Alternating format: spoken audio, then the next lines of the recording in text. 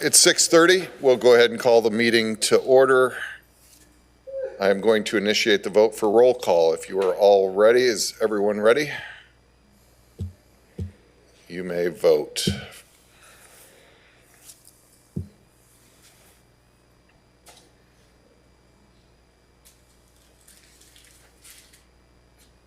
All right, we have 10 present. Absent are Deininger, Newton, Hayes, Brandt, and Jogerst. We do have a quorum.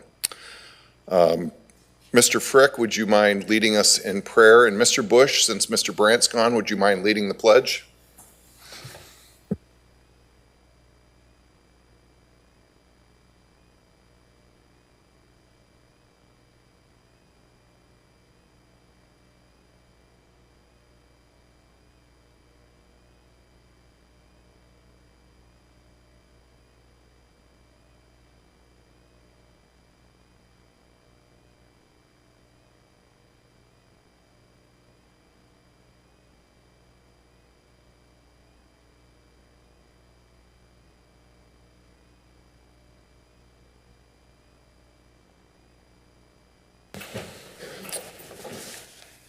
Is there a motion to approve tonight's agenda?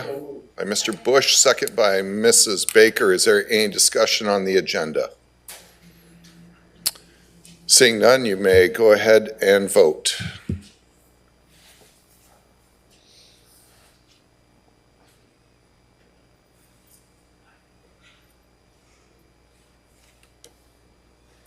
And the agenda is approved 10-0.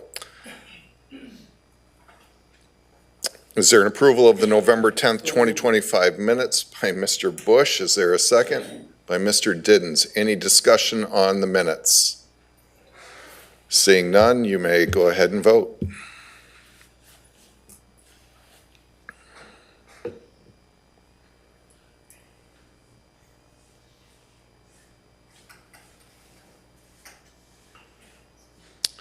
And the minutes are approved 11-0. Is there any public comment tonight? Mr. Modero? Give me 1 second to turn on the microphone.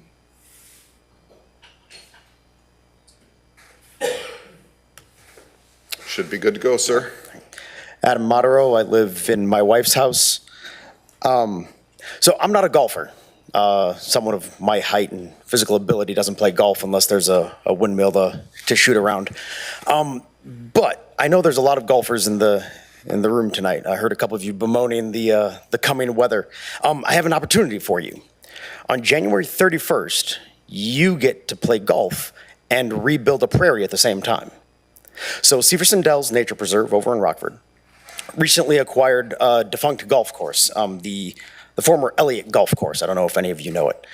And what they're doing is reintroducing prairie plants. And so the whole thing, on the 31st from 10 to 1, you can go, there's food and festivities and all kinds of things, but you can also hit a very special golf ball on the driving range. You can hit this golf ball wherever, as far as you can. And wherever that lands, there will be flowers in the spring. They're seeding the golf ball with prairie plants. And they've got this big acreage. And that's how they're going to reintroduce prairie, with your help from the golfers. I might even find a club to use. Very excited for this. I'm a big proponent of reintroducing native prairie. It's great for the environment and helping erosion. It's good for migrating species of birds and insects and all kinds of different things. But this also just sounds like a really fun and exciting afternoon. So if you're looking for an opportunity to play golf in the winter on the 31st, I've got just the thing for you. If you've got any questions, I'd be happy to talk to you afterwards. Stephenson Nature Preserve, the former Elliott Golf Course, January 31st. Hope you give it a shot. Great. Thank you, Mr. Modero. Is there any other public comment? Okay, seeing none, I will present the chairman's report. I would like to announce that Ellen Williams, an employee of the Circuit Clerk's Office, marked her 20th work anniversary on October 24th. So I would like to personally congratulate her and thank you for her contributions to Stephenson County. So I hope you're watching, Ellen. If you are, thank you very much. Wanted to briefly talk about UCCI events that are upcoming on December, let's see, which date is it? December 8th at Sauk Valley Community College in Whiteside County. There will be a wind, solar, battery storage, data center development, and grid reliability presentation. If you'd like to go to that, please let me know and we'll get you registered for it. Again, it's on December 8th and it begins at 5:30 and the event should be over approximately at 7:30 p.m.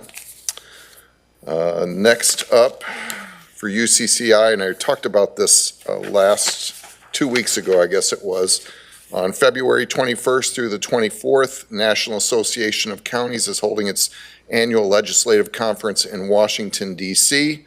UCCI will reimburse a flat $2,000 per county for a board member or board members to attend the conference. The $2,000 can go towards the conference registration, travel, lodging, and meals. Again, I want to stress this is a reimbursement, however. I do also want to let you know, if you'd like to go to that, we'd need to know sooner than later because of the registration fees. The registration fee alone for one person is $550 if it's done by December 3rd. If it's done between December 4th and January 14th, it goes up to $600. And after January 15th, it's $800. So again, the reimbursement is for $2,000. Hotels will be hard to come by the longer you wait if you do decide to go. So please let me know as soon as possible on that. Also, just upcoming meetings for UCCI. The membership meeting for January is on January 26th. February meeting is on the 23rd of February. So again, if you'd like to attend any of these, please let me know as soon as possible. Moving on to action items, we'll go to finance. Mr. Whalen, let me get your microphone turned on here.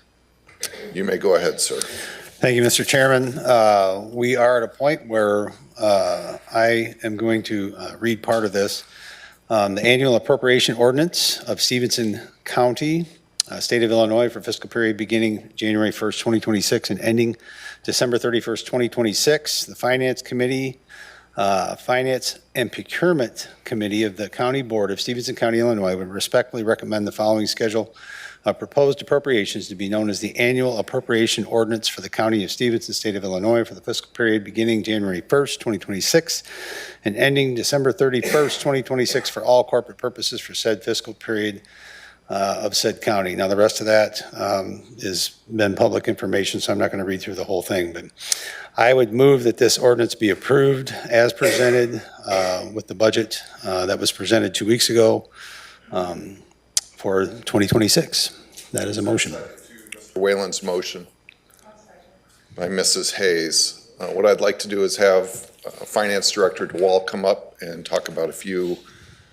items, if you would, please. All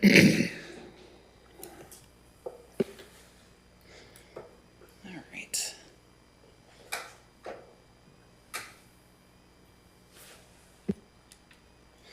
Good evening. I just wanted to direct your attention to a couple of items. The sheriff and I had a brief meeting about the transfer from 911 into public safety. I'm sure many of you are aware that this transfer takes place. However, we have not had a mechanism to spend those dollars. Statute dictates what these dollars are able to be spent on, so we needed to add a line in this budget so those dollars could be expended. So if you look in the 924 contingencies department, we just added a 911 expenses line in the amount of $40,000. So we did adjust some other lines and added some money into cash carry forward. So public safety still does have a surplus of $209. Does anyone have any questions on that? Mr. Frick, go ahead. So we added an expense line. What are those expenses going to be? They're specific to I know the they're 911 specific, but department. what are they? Have we never spent them before? They've kind of been built in. I do think there's new regulation, new statute that they can only be spent on certain items. For example, So, for example, Central Square is a new expense that is being paid for with 911 funds. I do believe there was a radio upgrade as well. I don't have any more specifics than that. I can get more information from the sheriff. I can see if he's available. it's a little late now.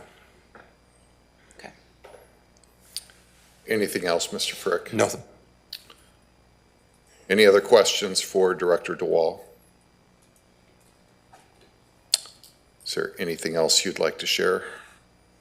That is the only change that was made, unless anyone else has any questions.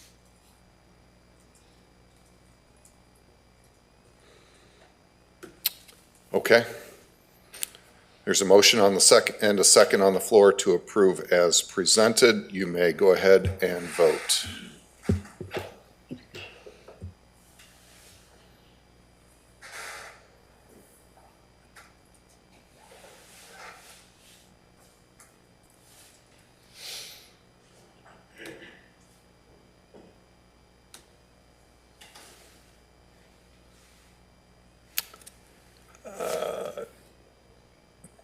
Can't really see the screen. Is it passes 10 to 2? 10 to 1. 11 to 1. 11 to 1. All right, thank you very much. Thank you.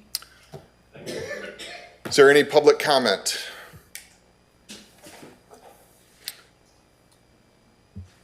Okay, seeing none, is there a motion to adjourn? By Mr. Bush, is there a second? By Mrs. Hayes, you may go ahead and vote.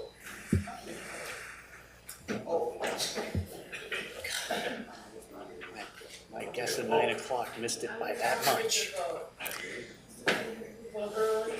All right, that passes unanimously. Thank you, everyone. We'll see you back here next month. Have a good Thanksgiving. Thanks, Dale.